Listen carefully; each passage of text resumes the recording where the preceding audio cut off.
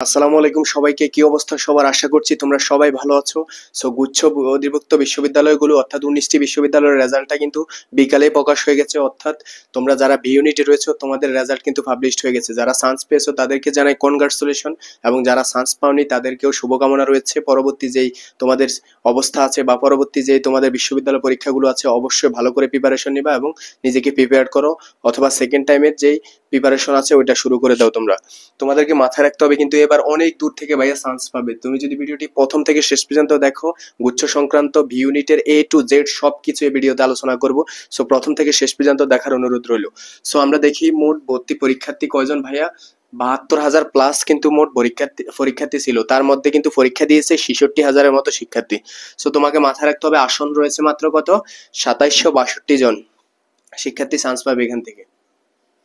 So 2762 জন শিক্ষার্থীর মধ্যে তুমি নিজেও কিন্তু চান্স পাবা। তোমার পজিশন যদি ভাইয়া 5,000 থেকে কত 6,000-এর মধ্যে হয়ে থাকে। সো প্রথম দেখো তুমি 80 প্লাস, যদি আমরা বিশ্লেষণ করি পরীক্ষার রেজাল্টটা এবার 80 প্লাস পেয়েছে 4 জন শিক্ষার্থী, এবং 70 প্লাস পেয়েছে কত 181 জন শিক্ষার্থী, 60 প্লাস পেয়েছে কত 1,746 জন, 50 প্লাস পেয়েছে 5,700। হ্যাঁ, তোমরা যারা 50-এর উপরে পেয়েছো তোমরা অবশ্যই অবশ্যই ধরে রাখতে পারো একটা সাবজেক্ট পাবা। অর্থাৎ যে কোনো সাবজেক্ট হোক গুচ্ছতে তোমার কিন্তু চান্স হয়ে গেছে মোটামুটি। সো মাথায় রাখবা। এরপর হচ্ছে 48 প্লাস পেয়েছে কত 9,000 প্লাস শিক্ষার্থী। তোমরা কিন্তু ওয়েটিং থেকে চান্স পেতে পারো, তবে একটু বেশি সময় লাগবে, এবং তোমরা অবশ্যই অবশ্যই সাবজেক্ট চয়েস দিবা। কেন ভাই আমি বলতেছি, এখন কিন্তু মোটামুটি সব ইউনিভার্সিটির ভর্তি পরীক্ষা হয়ে গেছে, কিন্তু অনেক শিক্ষার্থী আছে যে শিক্ষার্থীটা টপ করছে, অর্থাৎ 86.50 পেয়েছে, সে অবশ্যই অবশ্যই সব ইউনিভার্সিটিতে কিন্তু টপ করেছে। অর্থাৎ খবর নিয়ে দেখো তুমি, অর্থাৎ দেখা গেছে সে ঢাকাতে ভালো রেজাল্ট করেছে কিন্তু গুচ্ছতে নিজের মানে বুদ্ধিমত্তা পরীক্ষার জন্য আবার পরীক্ষা দিয়েছে, রাবিতে টপ করতে পারে। যে কোনো ইউনিভার্সিটিতে, অর্থাৎ গুচ্ছ ছাড়া কিন্তু সে ভালো ভালো ইউনিভার্সিটিগুলো টপ করে বসে আছে, হয়তো তুমি গিয়ে খবর নিলে দেখবা। সো এরকম হাজার হাজার শিক্ষার্থী আছে গুচ্ছতে কিন্তু মোটামুটি একটা সিট পেয়েছে, কিন্তু অন্য অন্য জায়গায় টপ করে বসে আছে। সো ওরা কিন্তু অবশ্যই অবশ্যই গুচ্ছের সিট ছেড়ে চলে যাবে। তোমরা যারা মোটামুটি 5 থেকে 6 হাজার মানে পজিশনে আসো তোমরা অবশ্যই অবশ্যই নিশ্চিত থাকো যে তোমার অবশ্যই চান্স হয়ে গেছে ভাইয়া। এখানে তোমার কিন্তু একটা ট্রিক্স কাজে লাগাতে হবে, সেটা হচ্ছে সাবজেক্ট চয়েস এবং ইউনিভার্সিটি চয়েসের ক্ষেত্রে কিন্তু একটু সচেতন হতে হবে।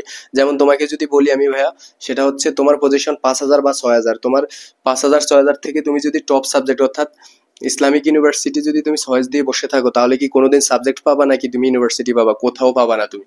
সো তোমাকে একটু ট্রিক্স কাজে লাগাতে হবে যে পিছনের ইউনিভার্সিটিগুলো কিন্তু তোমাকে চয়েস দিতে হবে, যাদের পজিশন একটু পিছনে। যারা মোটামুটি 55 প্লাস পেয়েছো তোমরা কিন্তু মোটামুটি টপ ইউনিভার্সিটিগুলোতে চান্স পেয়ে যাবা।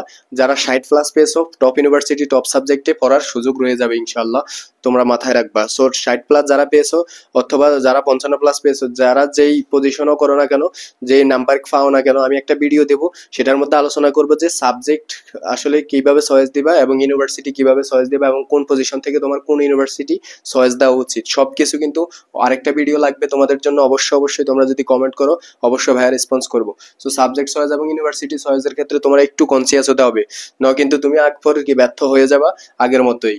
সো তোমাকে মাথায় রাখতে হবে 5,000 6,000 যারা পেয়েছো তাদের চিন্তার কোনো দরকার নেই, তোমরা অবশ্যই অবশ্যই সাবজেক্ট পাবা। সো মাথায় রাখো। আর ফার্স্ট হয়েছে কি এবার, ইমন দাস, অর্থাৎ সিলেট বোর্ডের হয়তো কোনো শিক্ষার্থী। এরপর হচ্ছে তার মার্ক কত 86.5, এবং লাস্ট হয়েছে যে গুচ্ছের কাছে দেনা রয়ে গেছে 11 -11 পেয়েছে, সে পাস করছে কত 31,000 প্লাস শিক্ষার্থী, এবার 46% পাশের হার। সো তুমি একটা কথা ভাবছো ভাইয়া 30 পেয়ে পাস, কিন্তু বহুত শিক্ষার্থী 30ও পায়নি, তারা কিন্তু আসলে ইউনিভার্সিটি গুলোতে ঘুরতে গেছে পরীক্ষা দেওয়ার জন্য না। সো তোমাকে মাথায় রাখতে হবে যে তোমরা মোটামুটি যারা বারবার বলতেছি 5,000-এর মধ্যে আসো বা 6,000-এর মধ্যে আসো, তোমরা সাবজেক্ট চয়েস কিন্তু ইউনিভার্সিটি চয়েস একটু ট্রিক্স কাজে লাগিয়ে দিতে হবে। আর আরেকটা বিষয় হচ্ছে যে প্রত্যেকটা ইউনিভার্সিটিতে কিন্তু তোমাদের আবেদন করার ক্ষেত্রে 500 টাকা মতো লাগে। সো তুমি বেকার বেশি বেশি ইউনিভার্সিটিগুলো আবেদন করে শুধু শুধু টাকা নষ্ট করবা, যে ইউনিভার্সিটিতে আসবে না। অর্থাৎ তোমাকে বললাম যে তোমার যদি পজিশন মোটামুটি 5,000 হয়ে থাকে, তুমি আইইউতে অর্থাৎ ইসলামী ইউনিভার্সিটিতে যদি তুমি চয়েস দাও, তাহলে তোমার বেকার টাকাটা নষ্ট হয়েছে। সো তোমাকে মাথায় রাখতে হবে যারা মোটামুটি 2,000 পজিশনের মধ্যে রয়েছে, তোমাদের জন্য কিন্তু ইসলামী ইউনিভার্সিটি মোটামুটি সাবজেক্ট আসবে। আর যারা মনে করো 1500-র মধ্যে আসো, তোমরা মোটামুটি ভালো সাবজেক্টে পাবা, কারণ ইউনিভার্সিটি থেকে যে টপ র্যাঙ্কিং করেছে যারা, অর্থাৎ এই যে ইমন দাস বললাম, ও কিন্তু গুচ্ছতে পড়ার সম্ভাবনা খুবই কম, কারণ অন্য জায়গায় দেখো হয়তো টপ করে বসে আছে। সো তোমাদেরকে মাথায় রাখতে হবে যে মানে গুচ্ছতে যারা টপ করছে তারা অন্য অন্য জায়গায় টপ করছে, এবং গুচ্ছ ছেড়ে চলে যাওয়ার পসিবিলিটিটা অনেক বেশি। যারা মোটামুটি বললাম যে 48+ বা 49+ যারা পেয়েছো, তারাও মোটামুটি একটা আশা রাখতে পারো যে মোটামুটি সাবজেক্ট চয়েস দিলে শেষ দিকে হলেও একটা সাবজেক্ট পাওয়ার পসিবিলিটিটা আছে। সো তোমার মাথায় রাখতে হবে হতাশ হওয়া যাবে না, এবং পরবর্তী ভিডিও নিয়ে আসতেছি যে তোমার পজিশন কত হলে কি সাবজেক্ট চয়েস দিতে পারবা, এবং পজিশন কত হলে কোন ইউনিভার্সিটি চয়েস করা অবশ্যই উচিত। সো তোমার কিন্তু বেকার টাকা নষ্ট করা যাবে না, এবং বেকার চান্স মিস করা যাবে না, এই চান্স কিন্তু লুফিয়ে নিতে হবে। অবশ্যই চ্যানেলটি সাবস্ক্রাইব করে পাশে থাকো, পরবর্তী ভিডিও নিয়ে ভাইয়া খুব শীঘ্রই চলে আসতেছি। ধন্যবাদ সবাইকে।